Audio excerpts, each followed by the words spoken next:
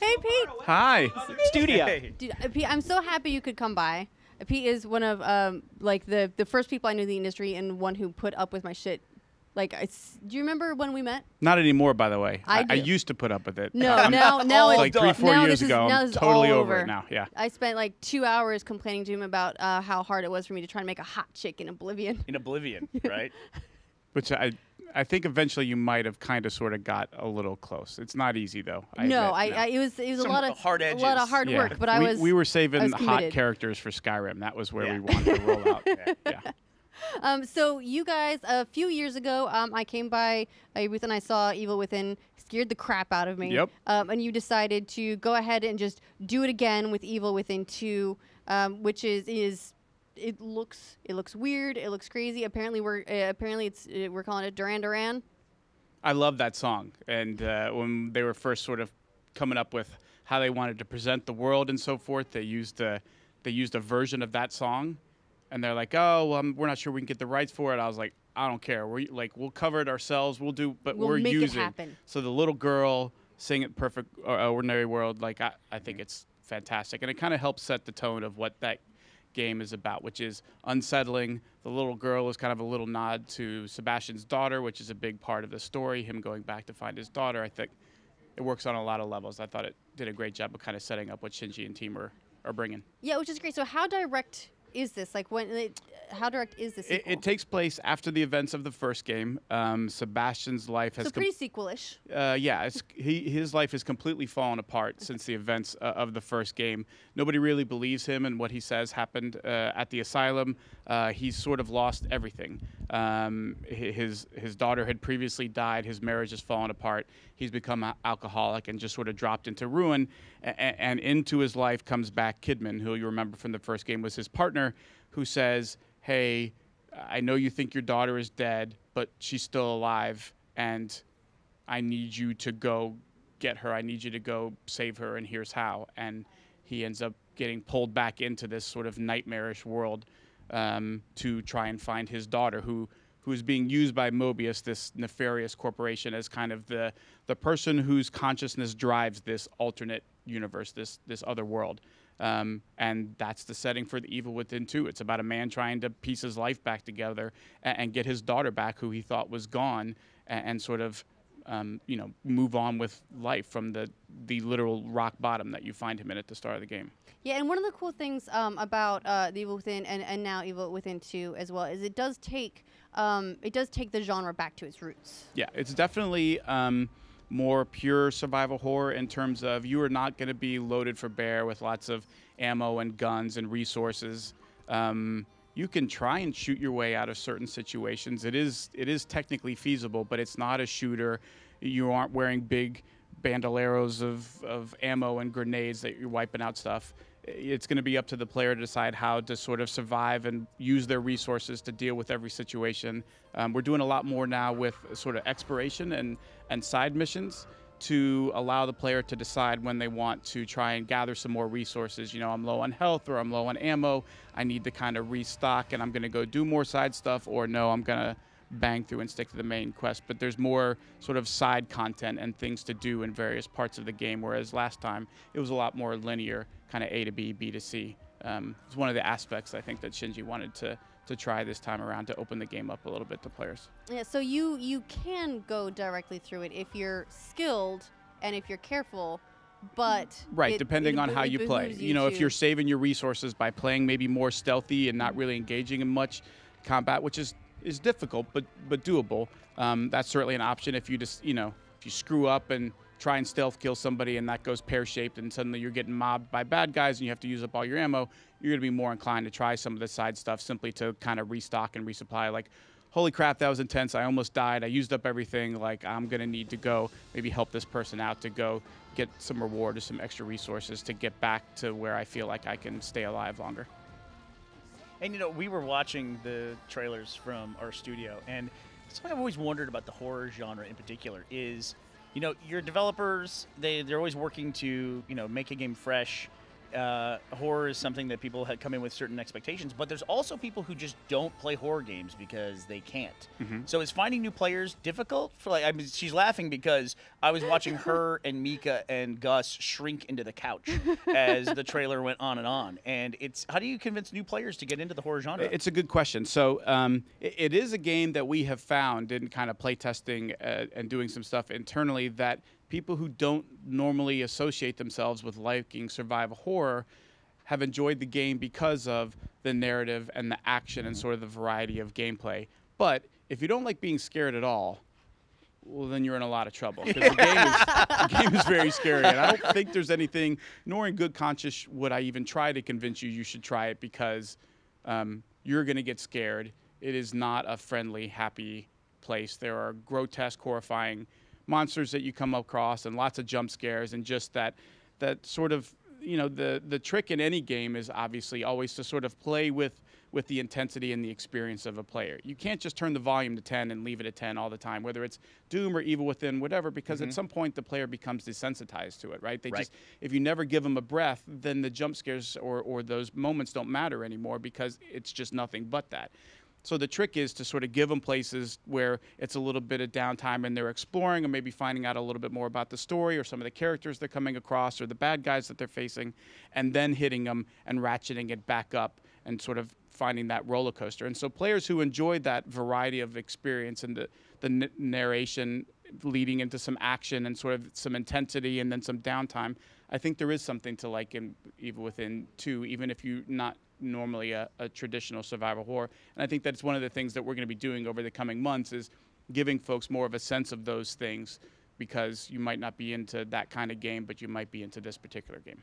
Well, and there's also even in the down moments, it does seem like there's a very there's just like a quiet menace that's run through like everything I've seen before, like even stuff that's not jump scary, like the milk world or whatever that was. The ooze, yes. The ooze. There's just like these they're not like traditional like jump out at you. There's a lot in the world that's very off-putting at the very least, right? Even sort of walking into rooms and going in through a door and then a sound plays and you turn around and the door that was there isn't there anymore. Like, that's not necessarily scary. It doesn't you're not terrified when you don't see the door anymore, but you're like, okay, what the hell is going on, and what have I gotten myself into, and how am I going to get through this? And, you know, running away and not fighting can be a really intense, thrilling experience, just trying to figure out how to survive and get away from this thing that's killing you, as opposed to like, oh, well, if I shoot it in the right spot enough times, then it'll drop and I can kill it. There's any number of times in the game where the smart thing to do, much like in the first game, is no, you should just run for your life. Run away. That's my favorite strategy. Well, I think it's great because, you know, the horror genre for cinema has been around as long as movies have been around. And it's really cool to see what you can do in an interactive environment that you just wouldn't be able to do even in cinema, you know, where, you know, depending on where a player looks, you can change the environment around them and those kinds of things. Sure, and there's something to be said for that. You know, the classic line, and people watching any kind of horror thing is like, don't go in that room. Like, what are you doing? Like, well, when you're the person controlling it, like, you're going to decide whether it's worth it to go in that room because you're looking for something or trying to accomplish it, or to listen to that voice in your head that says, I really shouldn't go in there, and I'm going to go do something else. It is in the player's control to decide how and when and what they're going to do as they move through the world. I think more than any other genre, I don't think I've ever had the experience in another kind of video game where I'll see something like a long hallway that ends at a door, and I'll just go, nope, and I'll just go the other way. There's got to be something else for me to do right now. Yes. I'm not walking down that hallway. Like something else got really urgent.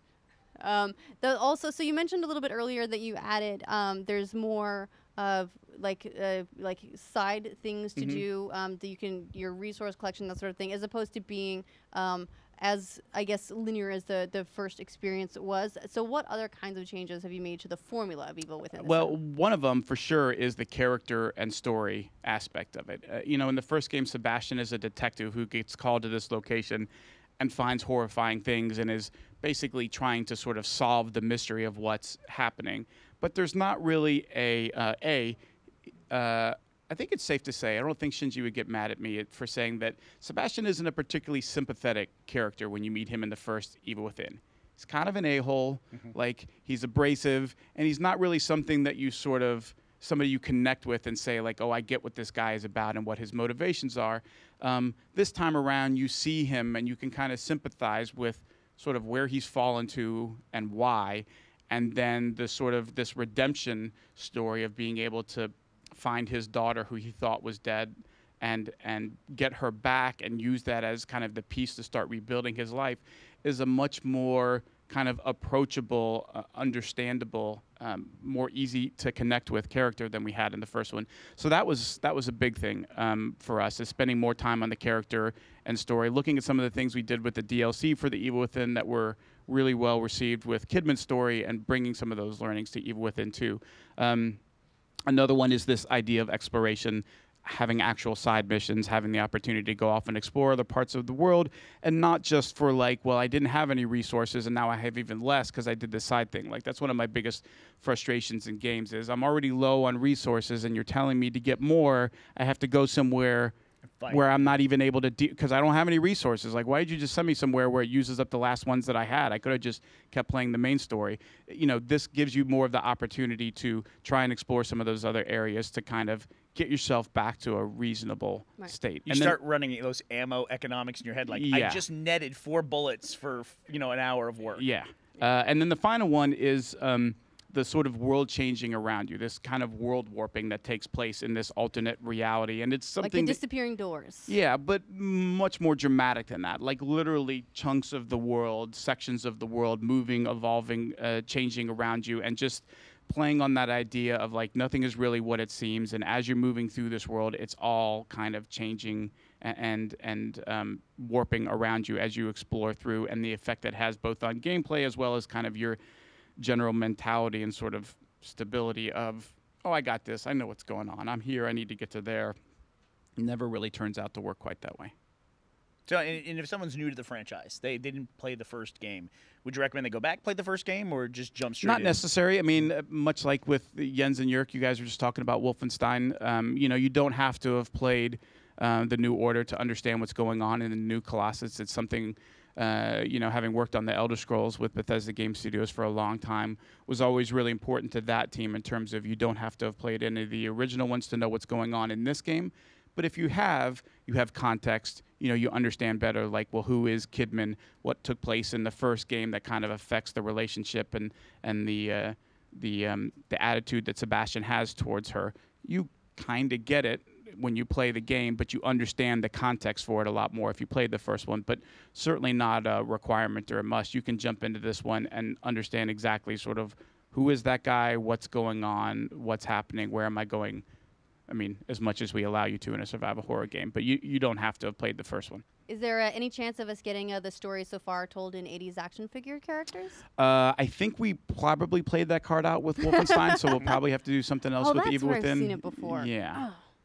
But we are going to be talking more not only about Sebastian, but some of the other characters. You see, one of the enemies or characters you'll come up against, Stefano, a little bit in the footage that we released for E3. He's this sort of creepy, insane artist who enjoys the beauty and art of death and killing, and has a sidekick creature, monster thing called Obscura, who's this living, moving camera that kind of skitters around and captures his moments of brutality and death. And so characters like that are also kind of a big part of not just like it's a crazy, disgusting looking monster, but like adding some more context to who they are and what they're about, and kind of expanding what it means to come up against a bad guy or an enemy. In Evil Within 2, I think is going to be an evolution above what you saw in the first game. Okay. And what else do people need to know about this game? Where can they find out more? Well, obviously, in the coming days, weeks, and months, we're going to be talking a lot more about it. We're doing some panels over in our booth during the show today and tomorrow and all during the show, and we're going to have some more content going up on Bethesda.net. Always a good place to go, where we're going to be putting up new gameplay and talking more about character and story and features and what folks can expect from the Evil Within 2. Awesome. Well, and as it happens, if you're using live@e3.com, we asked you a little bit earlier what booths you want to see intrepid field reporter Mika Burton tackle, and one of those you said you wanted to see the Bethesda booth, so we're actually going to send someone around to just take a quick peek at the booth and share what that all looks like, hopefully with milkshakes.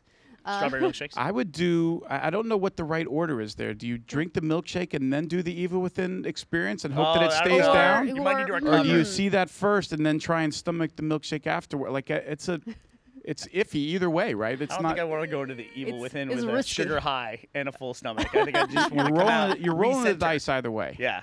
All right, let us know if you're excited for Evil Within using the hashtag on Twitter of YouTube E3 or RTE3.